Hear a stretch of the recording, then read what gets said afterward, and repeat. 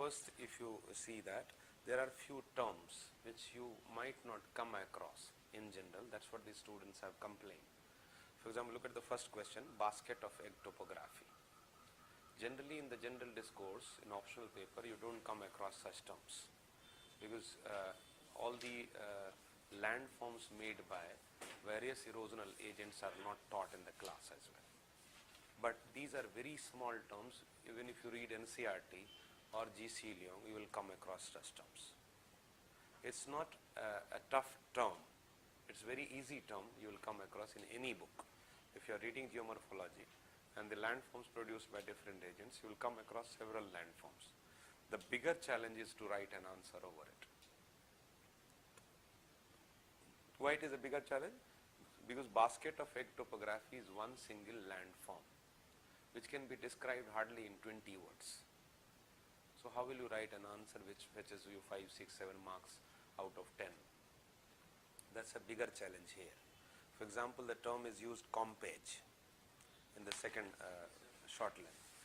Compage. Compage is very rare term which you will find in geographical thought as well. It's a rarely used term. It's like PACE which is used in France for a smaller planning unit is PACE. Similarly, compage is a region which can be differentiated from other areas.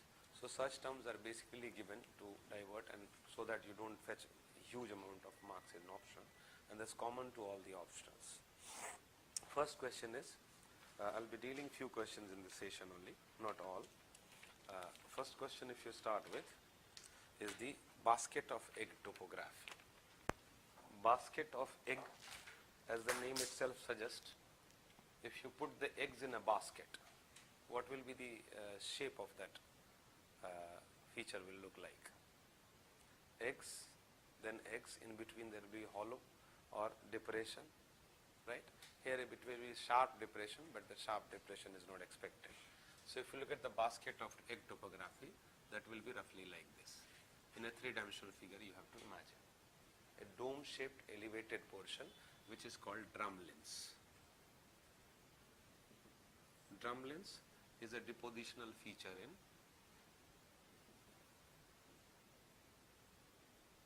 produced by glacier. That's the information you will get in the books. Not more than 2, 3 lines or 4 lines or 5 lines. Generally, you might just pass on with those informations in the books, but you will definitely remember it because it has a picturesque landform. So how will you write an answer over it? Even if you know, it will be difficult to write an answer of 150 words, right? Good. Can we talk about landforms produced by glacier, but taking like example of this topography? You can talk about features of landform by taking this example. Like we can revolve around this basket of topography. So you'll be talking about other types of landforms also. Features of glacier depositions. Depositional landforms of glaciers. Yes, sir. What do you think? Describe the basket of egg topography. Describe. How it is formed, definitely that will be a part. How does it look like? Where it is formed? Right? These things you'll have to deal in the body parts. What should be the introductory line?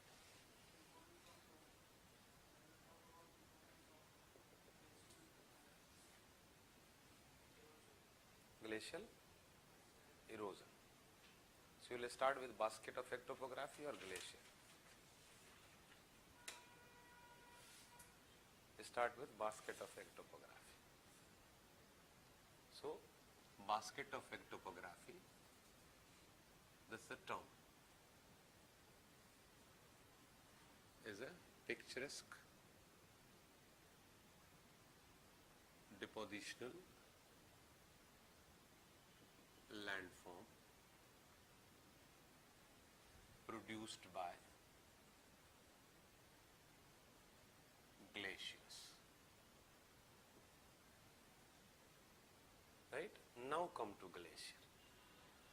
Glaciers are solid mass of moving ice found in the high altitude and high latitude areas. They are areas of harsh climate, lowest density of population, sparse or nil vegetation. However, they form beautiful landforms which not only attracts a lot of tourists but also provide but also are important source of soil formation, because you have to exaggerate in it.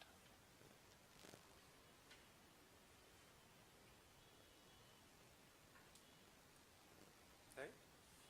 Now come again to basket effect overall. A large variety of depositional landform is produced by fluvio-glacial activity.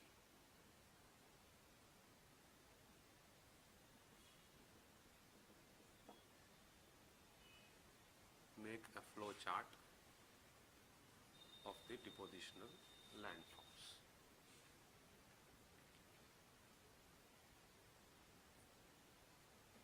One of the most extensive region of depositional area is drumlins,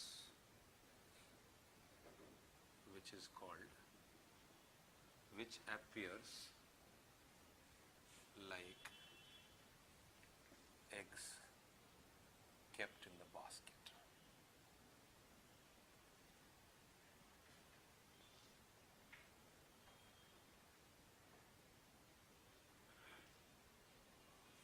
Make diagram here. Or if you don't remember the diagram, make eggs kept in the basket. Right? It's slightly gentler slope, unlike the eggs. Eggs may have a steeper slope. It will be gentle slope. They are formed by retreating glaciers with dome-shaped elevation interspersed by the downhill topography with gentler slope.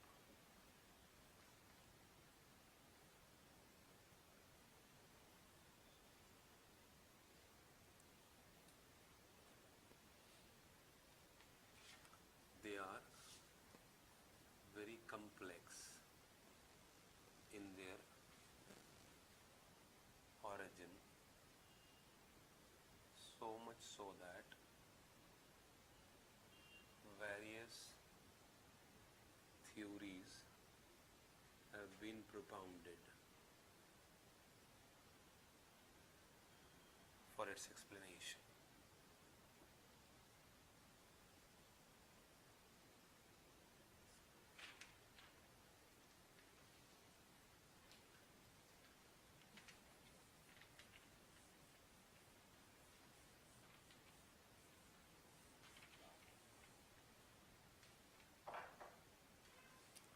Now they are made up of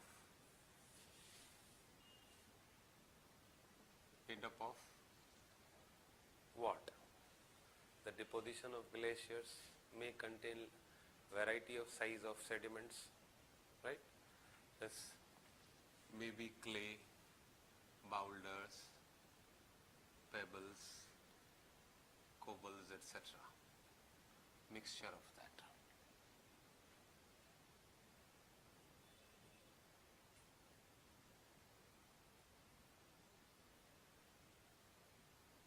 Mixture of all these sediments. Now if soil has to be formed here, what kind of soil will be there? Thin layered soils may be formed in the area, which might be useful for the people, useful to carry out agricultural activities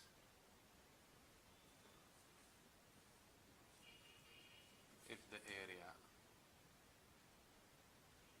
supported agroclimatically.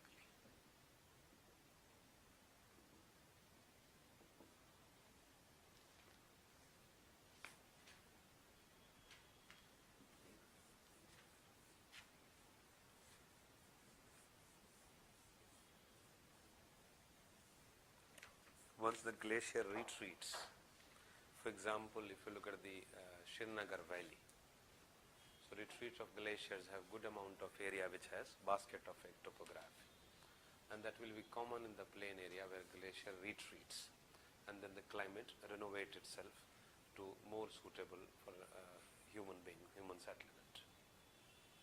Right? Then you can conclude.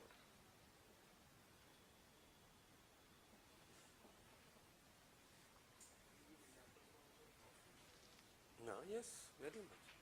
Even if you don't know, you can give it. Because any area of glaciers in the past also would have some kind of topography which is associated with glacial erosion. For example, if you are talking about riverine landforms, if you are talking about desert landforms, Rajasthan can always be cited as an example even if you have not read it. If you are talking about coastal landforms, that will be there in the coastal areas. Right? You don't need to be very specific as far as the place is concerned, that's it. For example, Srinagar Valley, Kathmandu Valley, all will have that kind of topography. It's a very extensive area of glaciated plain, and that's outwash plain. Glacier ka jo outwash plain hota hai, that is fluvio-glacial. When glacier starts melting, in that area of glacier where glacier brings a lot of moraines, and that moraines is deposited. So when the fluvial system develops, that is glacier starts melting, they cause deposition in that area. Right? So extensive deposition of outwash plain will be interspersed like this, and lots of topography will be there. If that is having covered by fluvial, only the projected highland will be visible in that area with shallow water present in that. That area may be covered with water. Conclusion?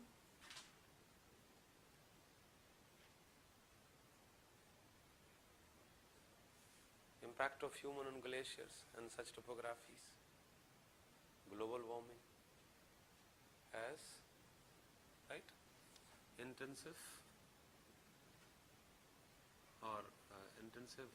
rather than excessive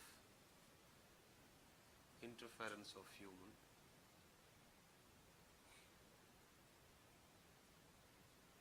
have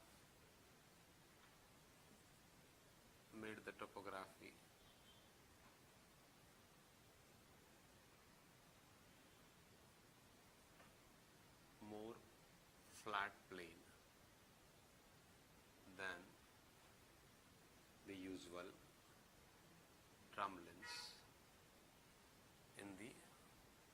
accessible areas.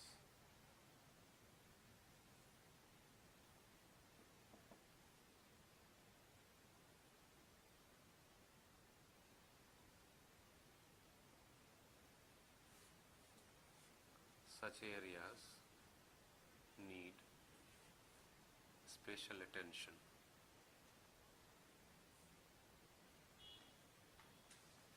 for its future prevention and protection.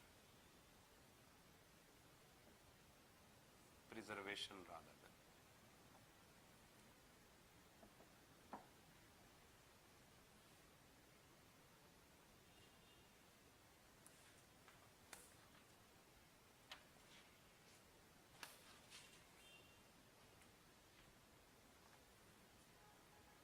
Getting that?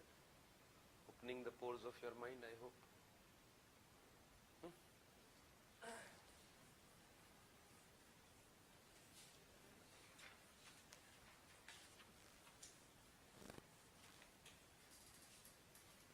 Introduction can also be different, like basket effect topography versus glaciers versus erosional agent versus geomorphology, which is an important component of geomorphological aspect.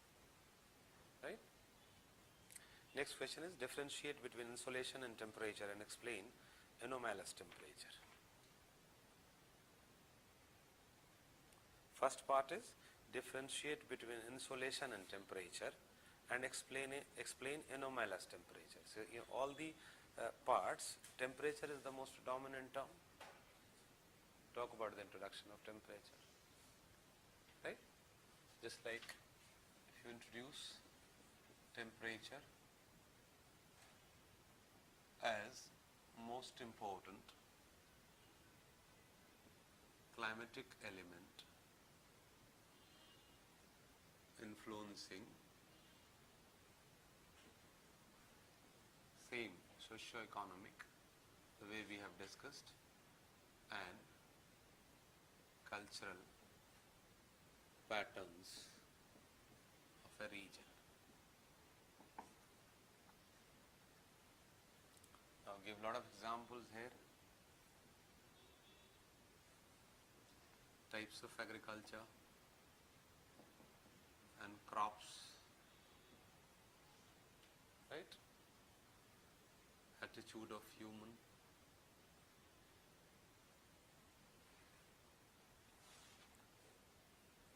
Then even industrial activities, labor productivity,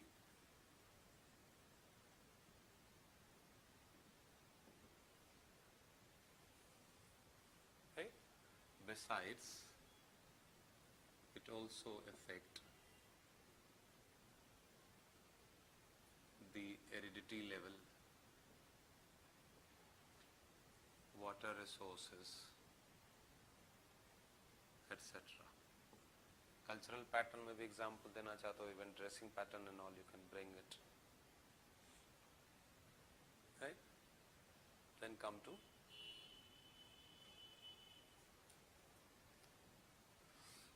insolation versus temperature is the first part. Differentiate between insolation and temperature. So your body part should move around this aspect, that you are trying to differentiate between insolation and temperature. How will you begin the answer?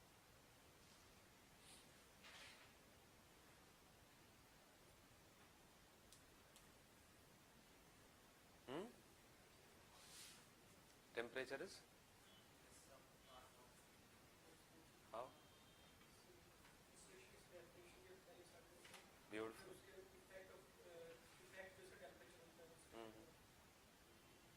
So definition से शुरू करें. That would be a better way. But definition should be written in such a manner that you are trying to differentiate between the two terms. Can be given a sequence that insolation are the shorter radiation from the sun, which impacts on which exposure of an body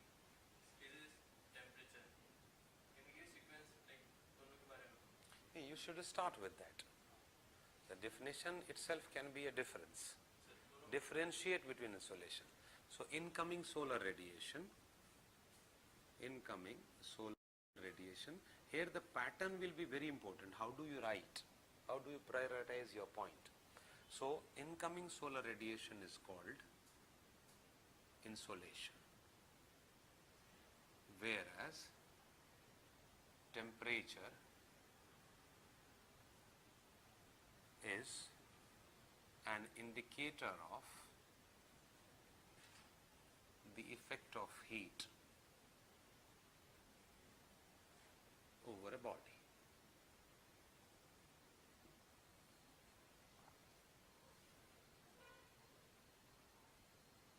I'm talking about the presentation style, remember it.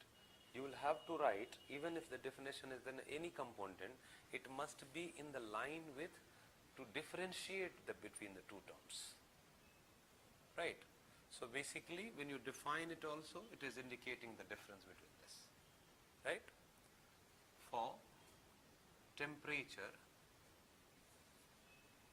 to be found at a place, insolation is the primary source. Right? That's what we have read. Primary source of heat, whereas its impact together with other factors like angle of insolation, conductivity of the surface,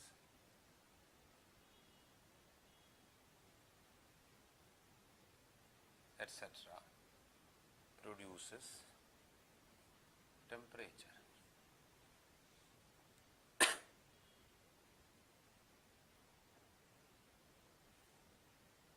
Insolation is the cause, temperature is the effect.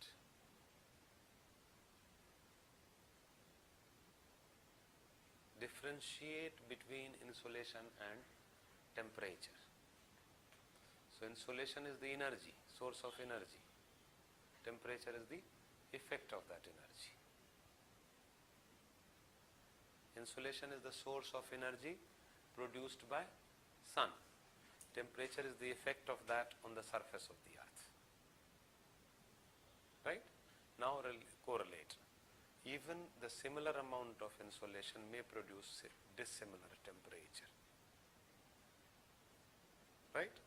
That dissimilar temperature, for example, this. Located place is located on the same latitude, may be receiving similar amount of insolation, but the temperature is not similar. For example, place located on the ocean and place located on the continents. The coastal areas, the continental areas, even the higher mountains, the hills, the plateaus, the plains, the coastal location may reflect different temperatures. Even if you locate on the same line. Highest amounts of insolation is found on the polar areas, but highest temperature is definitely not found in the polar areas on a daily basis.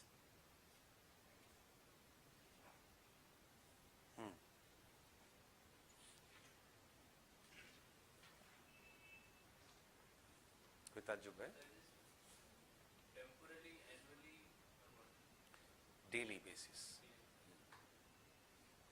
Annually, there is no difference as far as insolation is concerned on any place on the surface of the earth. In general, if we remove the minor effect like clouds presence, dust particles and all, so insolation does not differentiate between the, as far as amount is concerned. Insolation is primarily affected by duration of sun exposure, that is duration of the day, length of the day, duration of sunshine. So all the places, all the latitude on the surface of the earth have 6 months day-night phenomena. All the places. In the polar region, it is continuously 6 months and continuously 6 months day and night. The moment you come down, So in the equatorial region, roughly it is throughout the year 12 hours a day, 12 hours night. Tropical region, summer season, night longer, night shorter and days longer. That is compensated during winter season. So on an average, the amount of insolation on different latitudes are similar, but the temperature does not only have latitudinal variation, but also have intra-latitudinal variation. That means insolation is definitely the most important source, but apart from that, several other factors do play a very important role in producing temperature of a particular area or region.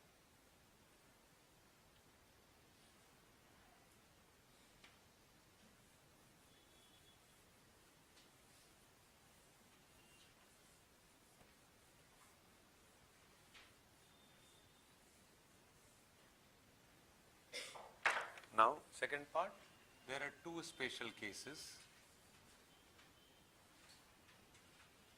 of temperature, that is inversion and anomaly.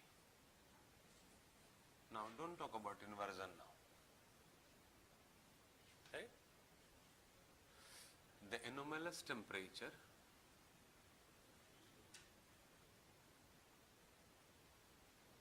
is produced between the places located over the same latitude.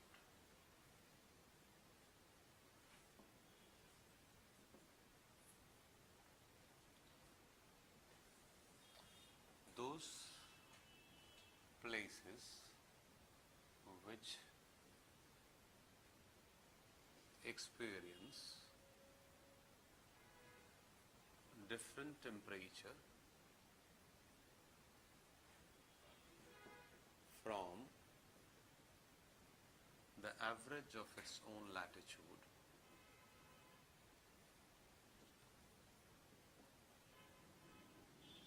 they are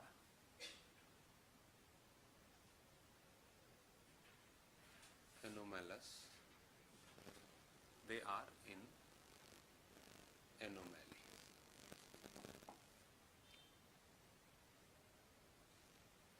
Then explain positive anomaly, negative anomaly. That means higher than the average, lower than the average. Then you give a diagram of X latitude, assume its temperature, let's say 25 degrees Celsius, locate few places having, let's say 30 degree, 35 degree, 25 degree, 40 degree, 10 degree, minus 2 degree. So except this place which is not in anomalous, all the places are in anomaly. These three are positive anomaly and these two are negative anomaly. Then talk about continental areas, positive anomaly in summer, negative anomaly in winter. Oceanic area, exactly opposite of the continental situation.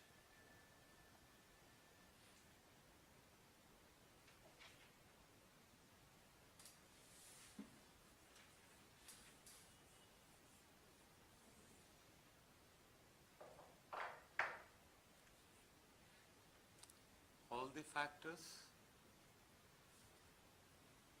affecting temperature distribution other than latitude are factors producing anomalous situation.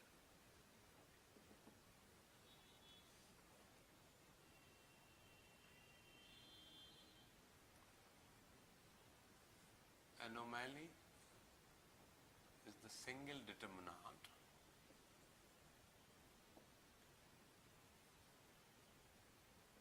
of isothermal trend or bending of isotherms, right? Explain positive anomaly, poleward bending, negative anomaly, equatorward bending.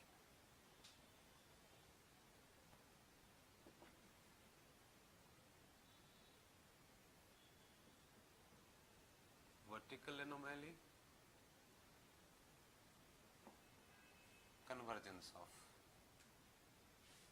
isotherms. That will be more than sufficient, the body part.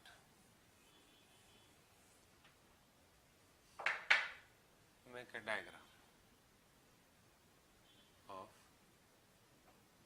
temperature or isotherms. Conclude.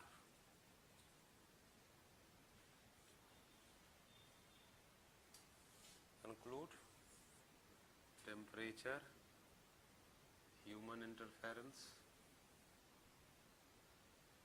global warming.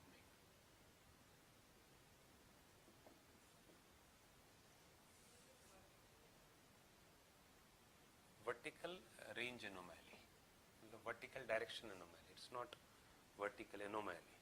Like in a mountainous region, let's suppose you have this mountain. So in a very small area, because of vertical variance in the land topography, the anomaly will be very huge. So there will be convergence of isotherms. For example, let's say Dehradun, Mussoorie, Nag Tibba, Gangotri. The aerial difference hardly be 50 kilometers. So in 50 kilometers, Dehradun might be reflecting 35 degrees Celsius temperature. Mussoorie at the same point of time 20 degrees. Nag Tibba may be 10 degree and Gangotri might be 2 degree. So if you draw an isotherm, for 35 degree would be passing very close to that. 35 degree, right?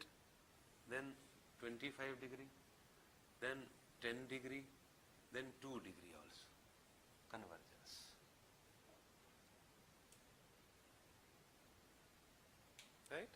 Then once you have mentioned global warming, then name some of the major steps taken for global warming and its continuity for the betterment of human society.